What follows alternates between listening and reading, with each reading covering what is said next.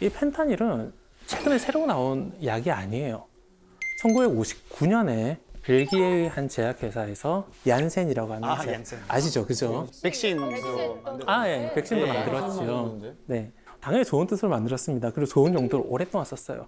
그런데 지금 한 60년이 지난 지금 갑자기 펜타닐이 역주행을 하고 있는 거예요. 도대체 펜타닐 1970년대, 80년대 뭐 하다가 2010년대 이후에 이렇게 큰 문제가 됐을까요? 자, 펜타닐이 역주행하게 된 계기를 따라가다 보면은 우리나라 상황이 어떤지, 그리고 각 유명한 마약들, 아편부터 몰핀, 헤로인과 같은 그런 약들을 다 다룰 수가 있어요. 마약이 언제부터 존재했을까요? 학자들이 추론한 것에 따르면 다 조금씩 다르긴 한데 네. 보통 평균적으로 이제 기원전 12,000년 그 정도까지 올라갑니다. 어떤 종교 의식에서 쓰였고 종교 지도자들이 그 당시에 또 의사기도 했잖아요. 쓸 수 있는 게 뭐 동물을 쓸 수도 없고 쓸 수 있는 게 대부분 약초였거든요. 그러면서 약간 환각 효과도 느끼고 약간 기분도 좋아지고 그런 것들이 다 마약의 역사의 시작이 아닐까 이제 생각을 하고 있는 것이죠. 조금 시간이 지나서 기원전 한 1200년, 1300년경 고대 그리스에서 이런 형태의 여신상이 하나 만들어집니다. 뭐지? 이거 여신상, 여신상. 저 머리 뭐 추파춥스야 뭐야? 진짜. 진짜. 제가 알기로는 그 오피엄인가 약간 비슷하게 생겼던데. 오편? 오피엄? 오피엄? 오피움, 아편을 이야기하신 거죠, 아, 그죠? 아편? 네, 오피움이 아편이에요. 네, 그러면은 네. 우리가 알고 있는 마약의 이름 중에 하나일 수도 있겠다. 양귀비는 중국 아닙니까?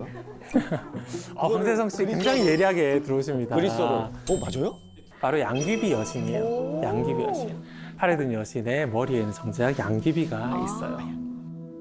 그 양귀비가 원래 아편의 원재료예요. 양귀비가 봉우리가 올라올, 꽃봉우리가 올라올 때 살짝 상처를 내요. 거기서 이제 즙이 떨어지잖아요. 그 즙을 말려가지고 그걸 빻아서 쓰면 이제 아편이 됩니다. 생아편, 아편으로 이제 넘어오는 것이죠. 이 여신이 머리에 양귀비를 쓰고 있는 것은 아마 이 양귀비를 신이 내린 선물로 받다라고 보는 거예요. 그때는 치유와 진정, 그걸 상징하는 그런 의미라고 봐야 되겠죠. 17세기 들어서 이제 아편이 또 하나의 전성기를 맞이하게 됩니다. 17세기 유럽에서는 약이 없었어요. 거의. 정말 제대로 된 약이 나온 게 다 19세기 넘어서거든요. 아스피린이 1897년에 나왔고 그러니까 뭐 하나 효과가 좀 있다 싶으면 그걸 다 만병통치약처럼 쓰는 거예요. 그래서 아편을 가지고 변비약으로도 쓰고 그 다음에 진정제로도 쓰고 일단 통증이 사라지니까. 만능 약으로 썼군요 그때. 근데 이제 사람들이 아편에 중독된 이유가 뭐냐면은 첫 번째는 진정 효과가 있어요. 마음이 쫙 가라앉아요. 그래 그거 별거 아니야 라고 하면서 마음이 편안해져요. 그다음 마음이 편안해지니까 잠도 솔솔 와요. 수면 효과예요. 불면증. 네. 그래서 수면제로도 많이 썼고요. 또 중요한 효과인데 진통 효과도 있어요. 아편을 이제 약으로 쓰게 되는 직접적인 계기라고 볼 수 있죠. 그때 아프면 뭐 방법 없으니까. 네, 맞아요. 방법이 없어요. 그래서 참을 수밖에 없는데 아편을 복용하면은 괜찮다는 거죠. 그리고 진통 효과가 더불어 기분도 좋아져요. 이 네 가지 케이스가 굉장히 심각한 부작용도 나타냅니다. 말초신경에서 일단 구역질을 일으키고요. 아편의 성분이 뇌로 들어가서 호흡마비가 나타나요. 기본적으로 숨을 쉬라는 걸 이렇게 신호를 보내줘야 되는데 숨을 못 쉬게 만들어요. 숨을 못 쉬면 되게 괴롭거든요. 그 고통을 느끼고서 빨리 호흡을 해야 되는데 그 고통도 지워버린다는 거예요. 진통 효과가 너무 좋으니까. 죽는지도 모르고 죽는 사람 많아요. 네, 맞습니다. 맞습니다. 숨을 쉬어가지고. 그 다음에 안 그래도 이렇게 숨쉬기 힘든데 잠도 와요. 그러니까 자다가 그냥. 네, 구역질을 하다가 그렇게 죽는 사람이 굉장히 화질이 다 많다는 거죠. 맞춰지네. 아예 죽기 딱 좋은. 근데 그 과정에서 또 내성도 생겨요. 그러면서 더 많은 양을 쓰게 된다는 거죠. 그럼 뇌는 그에 이제 뭐 적응하겠지만 우리 몸은 더 심각한 부작용에 시달리게 되겠죠. 그러네요. 그리고 아편계열 진정제라고 부르는 물질들은 대부분 금단 증상이 즉각 나타나요. 바로. 약을 사용을 안 하잖아요. 그럼 바로 그 다음 날부터 구역질부터 시작을 해가지고 열도 올라가고 공격적으로 바뀌고. 근데 그런 증상이 아편 하나만 복용하면 전부 다 사라지는 거예요. 한 번 잡히면. 네, 끝없이 괴롭게 하는 거예요. 그러다 보니까 자연스럽게 중독에 빠지게 됩니다. 땀도 뻘뻘 흘리고 공격적으로 바뀌고 우리가 흔히 생각하는 마약 중독자들이 금단 증상의 이미지가 보통 여기서 유래했다고 생각하면 됩니다. 이 아편 때문에 전쟁도 일어났어요. 그죠? 아편 전쟁이라고 하는 아주 거창한 이름의 전쟁이 있죠. 이거 무슨 사진이에요? 이게 오피엄 하우스 그런 거죠. 네, 맞습니다.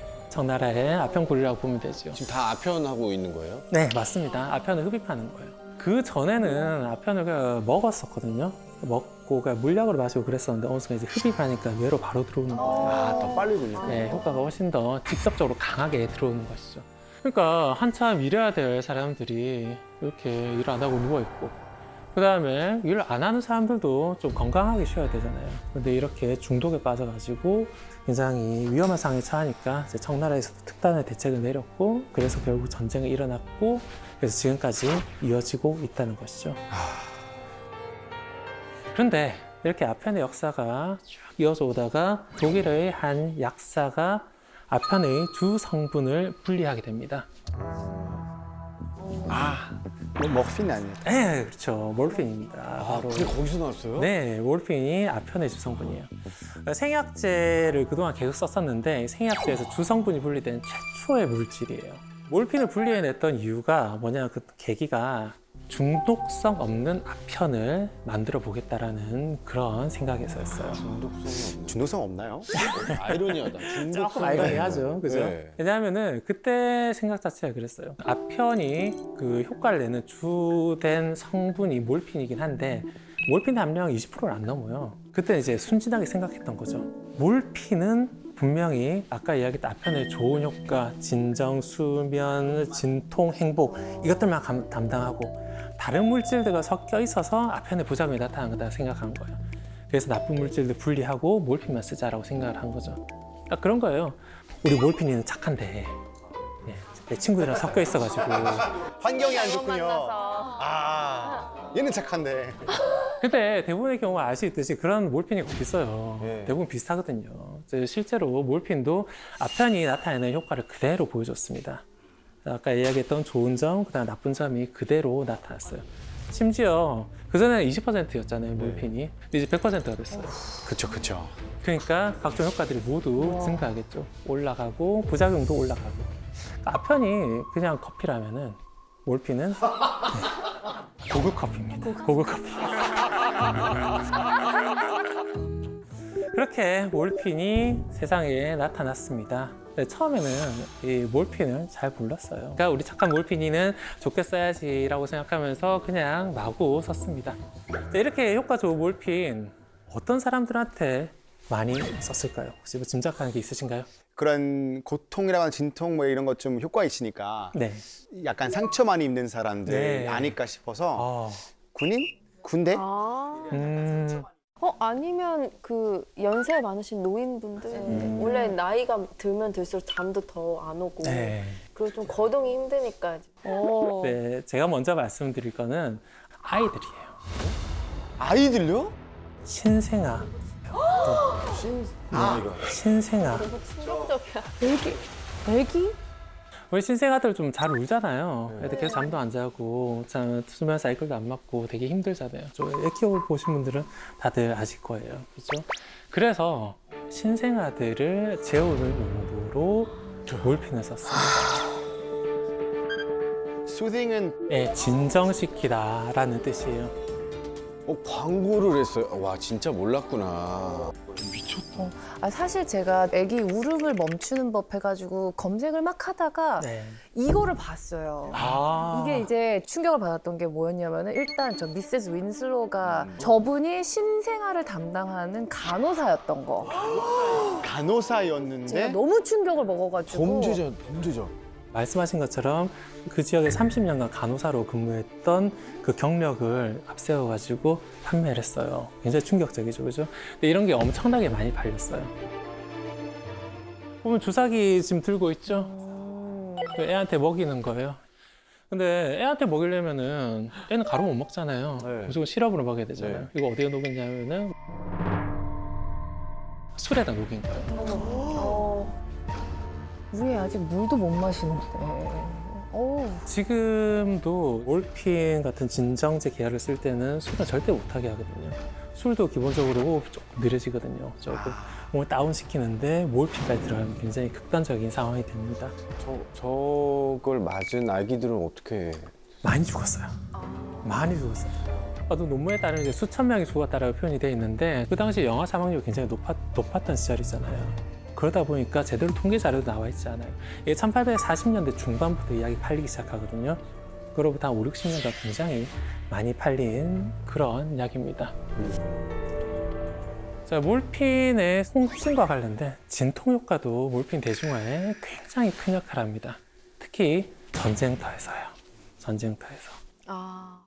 마침 현대적 개념의 피부 밑에 넣는 피하 주사기가 1853년에 개발이 돼요.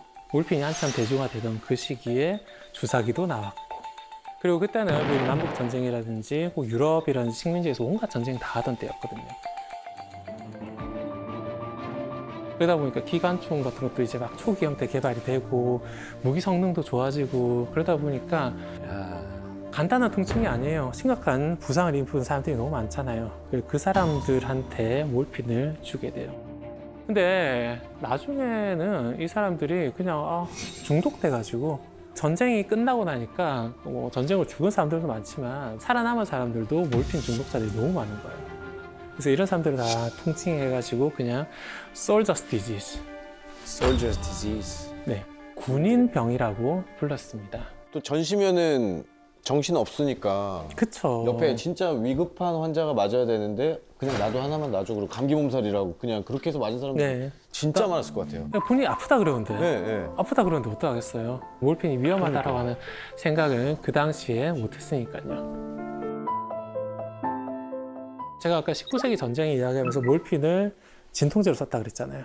메스암페타민 같은 경우에는 20세기 전쟁에 쓰이거든요. 일본, 그 다음에 독일 두 군데요. 심지어 권장했어요.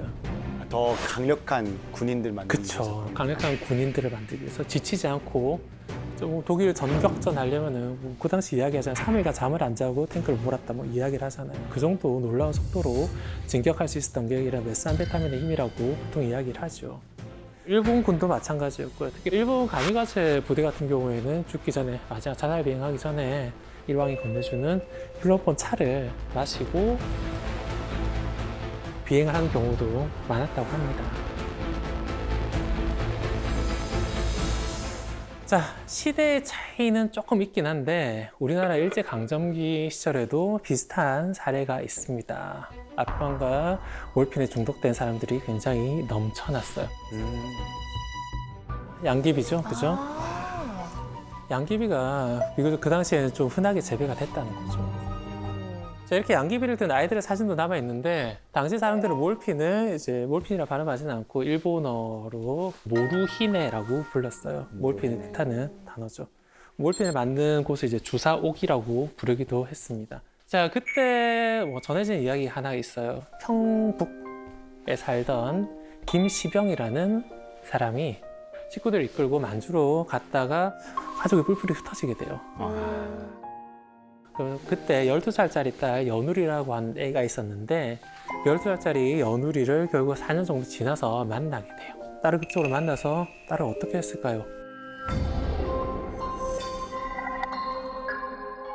딸을 주막집에 팔아요. 어머. 4년 만에 만난 딸을. 아빠가 몰핀 중독자였어요. 몰핀을 막기 위해서 70원이었다고 해요. 그 당시에 그 70원 때문에 딸을 주막집에 팔아요. 근데 더 충격적인 건 뭐냐면은 그 딸도 몰핀 중독자였거든요. 12살인데?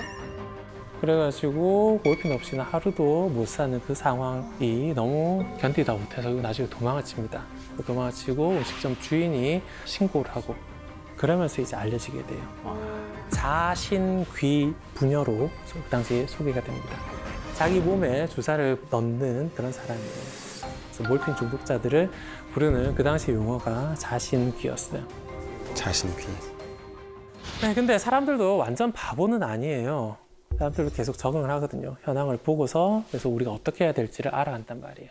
그래서 몰핀이 생각보다 위험한 물질이구나라고 생각을 하면서 중독성을 없애고 장점만 살린 물질을 만들어 보려고 했어요. 또 좀 왠지 불안하죠? 5편에서 벌써 했는데 심지어 이때는 몰핀 구조도 모르는 때예요. 몰핀 구조가 1920년대에 제시가 되고 밝혀진 건 1952년이에요. 1850년대, 60년대 이때는 구조도 모르면서 화학 기술은 조금씩 이제 늘어갑니다. 그러면 그 시절에 이제 화학 기술들을 막 접목을 해가지고 여기도 건드려 볼까, 여기도 건드려 볼까. 근데 어쨌든 이렇게 뭔가 하나 나와요. 또 뭐가 탄생했어요. 네. 그게 바로 헤로인입니다. 아, 와. 자, 헤로인은 뇌로 몰핀보다 더 잘 들어가요. 효과도 2배예요. 효과가 2배란 거는 부작용도 부작용도 2배라는 거죠. 아편계에서 유래한 진정제들, 지금 아편, 몰핀, 헤로인 이야기를 했는데 뭐 다른 물질들도 많이 있거든요. 근데 헤로인이 거의 끝판왕이라고 보면 돼요. 헤로인까지 가면은 거의 갈 때까지 갔다라고 이야기를 하고 그만큼 더 위험한 물질이 만들어졌어요. 헤로인에 대해서 잘 모르던 시절에 몰핀의 중독성은 없는 그런 물질이겠지라고 생각을 하면서 헤로인을 광고를 했습니다. 약간 패키징이 예뻐. 죄송한데 예쁘지 않아요? 여자들 화장품 앰플처럼. 아 진짜 그렇게 생겼어요. 잠깐만, 저기 기침약으로 쓰인 거예요? 기침한다고 이거 설마 주지 않았겠죠? 그게 맞아요. 오, 감기약이에요? 그냥 감기약으로 썼어요. 폐렴, 결핵이라든지 기침과 관련된 증상을 없애기 위해서 이 약을 썼습니다. 잠깐만요. 밑에 children이라고 써 있는데 오른쪽에 3 years? 네. 3살 아이까지? 네. 애들한테도 아무 생각 없이 그냥 썼던 이야기예요. 심지어 이 약을 일반 약으로 팔아요. 일반 약으로 그냥 약국에서 돈 주고 살 수 있는 그런 약이었어요. 어머. 뭐 광고하니까 맞겠지라고 하면서 그냥 사가지고 써서 복용하다가 많이 문제가 됐죠.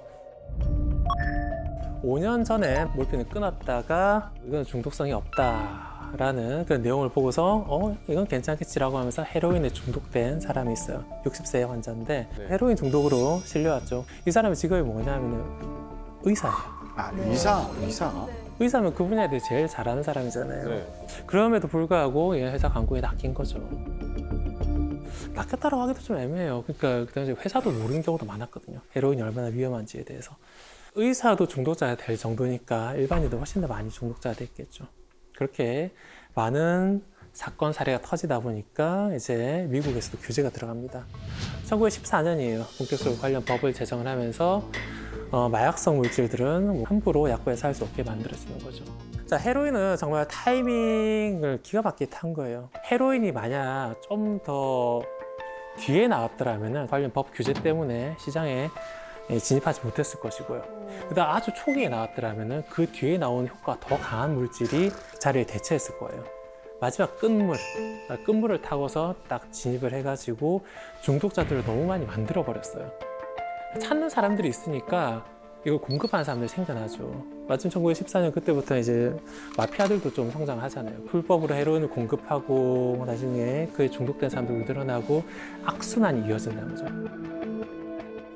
2010년 유엔에서 나온 자료를 보니까 아편계 진정제 시장을 한 65조 원 정도 평가를 하더라고요. 그중에서 한 55조 원이 헤로인 시장이에요. 지금 우리 100년이 지난 이 시점에도 헤로인이 아편계 관련 물질에서는 메이저가 되어 있다는 것이죠.